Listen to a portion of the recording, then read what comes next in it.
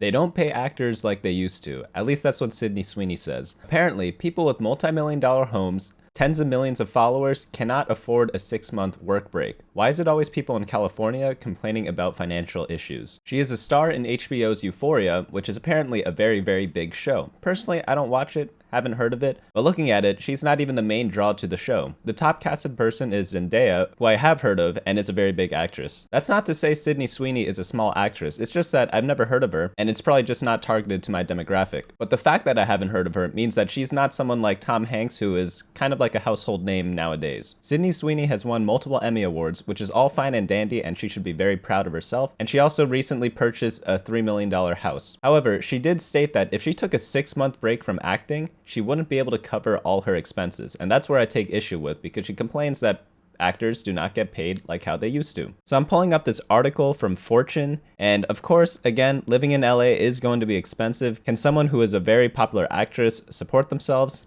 I would think so, because there are a lot of people who are actually struggling actresses who are living in LA, but perhaps the difference in lifestyle is what is causing this. So Fortune does the genius job of comparing her to Jennifer Aniston, and how Sweeney's reported pay per episode is less than what Jennifer Aniston's was for Friends back in the day. Of course, Jennifer Aniston is one of the biggest actresses of all time, and Friends is one of the biggest TV shows of all time. You're comparing a show that's been on HBO, which means that there's a limited audience, to something that was shown on primetime television for around 10 years. It's not the same comparison, and Fortune is just purposely misleading people with that comparison. I get it, both people, when they took these two starting roles, probably were not well known at the time, and therefore the pay should be at least somewhat similar, right? But I think it actually is quite in line. Like $25,000 per episode versus $39,000.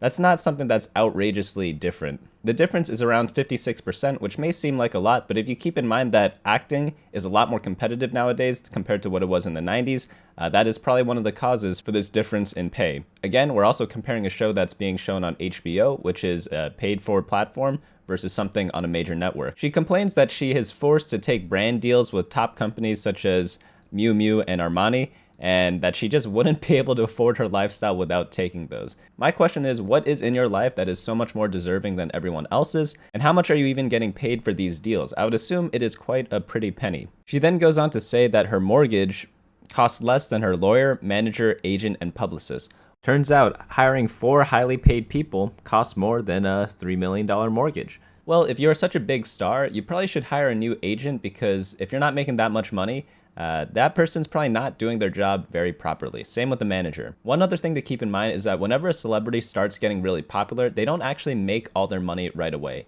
You could take a look at this historically by looking up any celebrity. It takes a couple years before you actually get the payoff. Whenever you're getting popular, of course you're not going to be paid ridiculous amounts when no one knows you, but now that someone does know you, they're about to receive a lot of money. Fortune then goes on to paint a picture of having her look like a person who grew up in a lower middle class family, and she's built a career in Hollywood without any connections, and that's increasingly rare these days.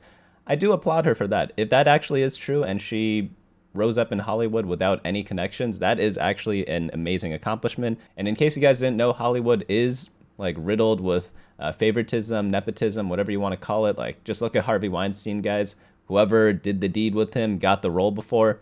And yeah, it's actually a real shame that that is how a lot of the famous actors and actresses rose up. It's just through favoritism or nepotism, whatever you want to call it. And if this story is true, I do actually really respect that. Now let's go to her Wikipedia page to see if the lower to middle income childhood actually is true. So she was born in 1997 in Spokane, Washington, and then her mother is a lawyer and her father works in the medical field. I don't care what region you're from, that does not sound very lower to middle class to me. That is at least middle, if not upper middle.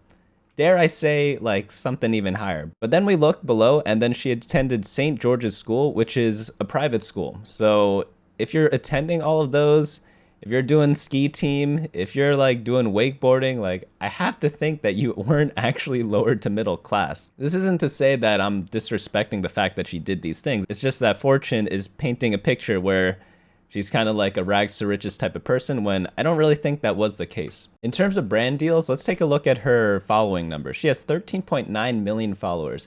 If I told you guys how much I made off of a Raid Shadow Legends ad on my 80,000 follower YouTube channel, I would stand to believe that just one product placement on her Instagram would generate enough to pay off at least a couple months of the mortgage. And of course, we do see a bunch of product placements or brand names on her Instagram, so it is clear that there is a lot of money being exchanged here, so I don't think we should be feeling quite bad for her. Now let's take a look at the house. So she goes historic with first house buy. So what they mean by that is that, again, I don't know why they're painting her in such a specific way, but this article from Diet says, while most of her successful Gen Z and millennial peers have opted for new construction home styles within the trendy modern farmhouse look, Sweeney is diverging from the young Hollywood crowd to explore a different real estate path. Indeed, she selected some historic flavor, throwing it back to the pre-war days with a lovingly maintained house that's nearing its 90th birthday. Wow, how sweet, how romantic. Built in the Great Depression, whatever. Dude, it's just a house, guys. Like, it's probably just the one that is available in the market at the time. I don't think people should look too deeply into that. At the end of the day, it is a $3 million house for one person, mind you. And yeah, that is a lifestyle you need. You need a house this big for one person. And yeah, that is what you need to do if you are a Hollywood actress, apparently. Let's take a look at the house. I wonder if you could maybe like have bought a smaller space because you're just one person. And look at all this fresh paint in there. It's got like a great kitchen, all wood. Oh, look, no stainless steel appliances. I wonder if she actually upgraded to a stainless steel fridge and range after buying the house. It really does beg the question, but you can't tell me that this is something that someone needs. Wow, look at the roofing in this one. You really can't tell me that this is what someone needs in order to live in LA, because you could downscale it a little bit. There are a lot of extra rooms, and I don't know if she's like housing other people, if it's just for herself, but it seems like it is just for herself from what I've been reading.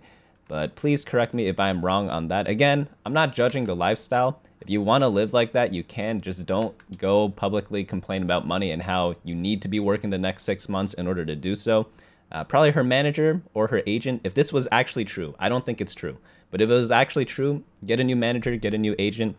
I can probably hook you up with some YouTube brand deals, which would probably be able to pay for this mortgage if the ratios are at least any bit similar, because I do not have the reach of 13 million people on Instagram, so I don't get those deals. But if I had to imagine, there are other avenues to make money, which brings me to my next point. She is known for doing scenes that are a little bit risque. And yeah, there are a lot of platforms if you want to make money off of that. You don't have to always do it in front of Hollywood cameras. You could do it in front of your cell phone camera. And there is an easy way to make a lot off of that. There are reports of popular influencers who are making 25 million, 50 million a year. So I'm pretty sure you are fine in that department if you want to go that route, because you're already showing stuff on screen anyways. You're not really missing out. So now what I'm wondering is, I keep saying like you should fire the manager, you should get a new agent. What if they actually constructed this plan where they make her say this stuff, and then now we're all talking about that, and then maybe studios actually pay her more in the future? Maybe that was their plan all along. Maybe we got tricked. Maybe I got tricked, and this is all a ruse. But yeah, it's just kind of ridiculous, because it's very hard to tell what is a troll and what is real anymore, because people are very entitled nowadays. That's all from me today. Hopefully you guys enjoyed that. If you guys want to check out a video where I compare the earnings of an OnlyFans salary from 1 year compared to a lawyer's salary over their lifetime, go ahead and click this video right here.